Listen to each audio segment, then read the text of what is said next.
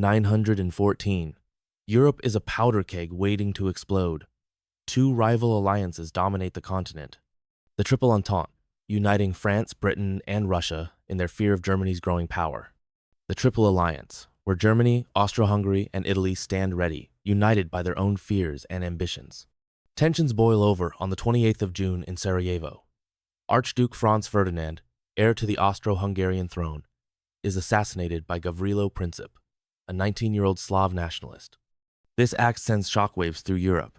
Austro-Hungary accuses Serbia of aiding the assassin and issues a humiliating ultimatum. When Serbia refuses, war is declared. By the end of the day, Austrian shells rain down on Belgrade. The assassination lights the fuse of war. Tsar Nicholas II of Russia, bound by loyalty to Serbia, orders mobilization of his massive army. Germany, allied with Austro-Hungary, seizes the moment. Emperor Wilhelm II declares war on Russia, confident in their military strength. Germany's Schlieffen Plan is set into motion a lightning invasion of France through neutral Belgium, aiming to defeat France swiftly before turning east to face Russia. France and Russia prepare for war, while Britain hesitates. But when German troops invade Belgium, Britain steps in, declaring war on Germany. The great powers are now locked in a conflict that will engulf the world. As millions of men march to war, Europe witnesses the largest mobilization in its history. German forces advance rapidly through Belgium, but they face unexpected resistance at Liège, delaying their plans. Meanwhile, France launches Plan 17, an offensive into German territory, but it ends disastrously. The Battle of the Frontiers results in staggering losses, forcing French and British forces into retreat. At the River Marne, just 40 miles from Paris, the Allies rally. A desperate counterattack halts the German advance, saving the city and shattering German hopes of a quick victory. The failure of the German offensive gives rise to a new kind of warfare. Along a 350-mile front, both sides dig trenches to escape the deadly hail of machine gun fire and artillery shells.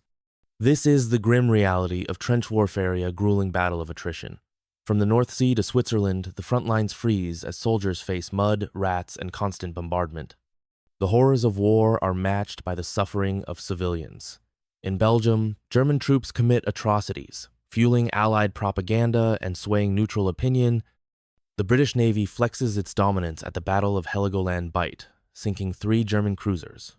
With 29 modern battleships to Germany's 19, Britain imposes a naval blockade, starving Germany of vital supplies. But Germany strikes back with a terrifying new weapon, the submarine. U-boats, undetectable beneath the waves, launch torpedoes, sinking the British cruiser HMS Pathfinder, the first ship lost to this deadly innovation. Image prompt. On the Eastern Front, the Russians advance into East Prussia, but are met with disaster. At the Battle of Tannenberg, German generals Hindenburg and Ludendorff orchestrate a crushing victory, capturing 90,000 Russian soldiers. The humiliation continues at the Masurian Lakes, where the Russian army suffers another catastrophic defeat.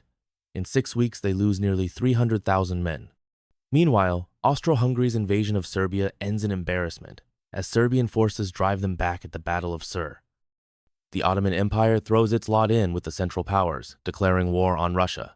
Turkish warships bombard Odessa and Sevastopol, while Russian troops cross the Turkish frontier in the Caucasus. In the Middle East, British forces seize Basra, ensuring control over Persian oil, vital for fueling their navy.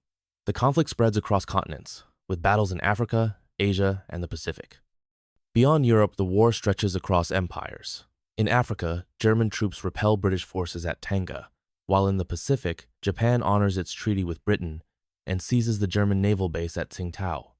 At sea, Admiral von Spee's East Asia Squadron scores a stunning victory off Chile, but meets its end at the Falkland Islands, where 4 of 5 German cruisers are sunk. Beyond Europe, the war stretches across empires. In Africa, German troops repel British forces at Tanga, while in the Pacific, Japan honors its treaty with Britain and seizes the German naval base at Tsingtao. At sea, Admiral von Spee's East Asia Squadron scores a stunning victory off Chile, but meets its end at the Falkland Islands, where 4 of 5 German cruisers are sunk. Amid the horrors of war, a brief moment of humanity emerges. On Christmas Eve, soldiers on both sides lay down their arms. In no man's land, enemies exchange gifts, sing carols, and even play football. But this fragile peace is fleeting. As the truce ends, the war resumes, promising more bloodshed in the years to come. The year 1914 ends in a stalemate, but the seeds of devastation have been sown. Millions of soldiers and civilians have already paid the ultimate price, and the world is forever changed. What began as a regional conflict in the Balkans has spiraled into a global war, fueled by alliances, ambitions, and old rivalries. The optimism of a quick resolution fades as the realization dawns. This war will not be over by Christmas. In the frozen trenches and far-flung battlefields, nations grapple with the cost of their ambitions. The world holds its breath, unknowingly on the brink of even greater horrors. The Great War, as it will come to be known, is just beginning. And so, the world enters a war unlike any it has ever known, a war that will reshape nations, societies, and lives for generations to come.